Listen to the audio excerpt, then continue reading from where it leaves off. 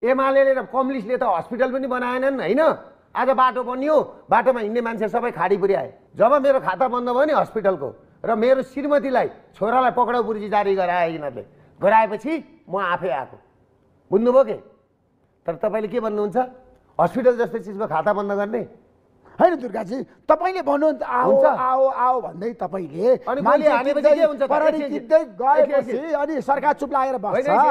घरका सरकारले एक्सन गर्दैन तपाईलाई। एकछिन घरका छतछतबाट तपाईले त भड्काउनु भयो नि त जनतालाई। कसले भड्कायो? तपाईले भड्काउनु भयो के? म आउनु भन्दा 1 घण्टा अगाडि कसले लडाई गरेको? तपाईको टिभीले खिचेको थिएन?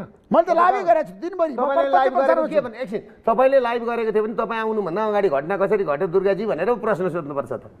म घरमा भएको मान्छेले आएर भड्काएको हो? म घरमै हुँदाखेरि यहाँ लडाइँ सुरु भयो। किन गर्नु लडाइँ? अनि छतमाथि पुवासेर किन गोली हान्नु? सिभिल ड्रेसमा कसले बोकेको थियो? घरका छतमा सिभिल ड्रेसमा हतियारसहित को चढेको थियो? देख्नु भएन? तपाईँले पनि कि खिच्नु भएन कि? तपाईँको क्यामेराले खिचेन? हामीले त खिचेका छौँ। तपाईँलाई राजावादीहरूले आन्दोलनको नेतृत्वकर्ताको रूपमा मलाई स्वीकारेका छौँ।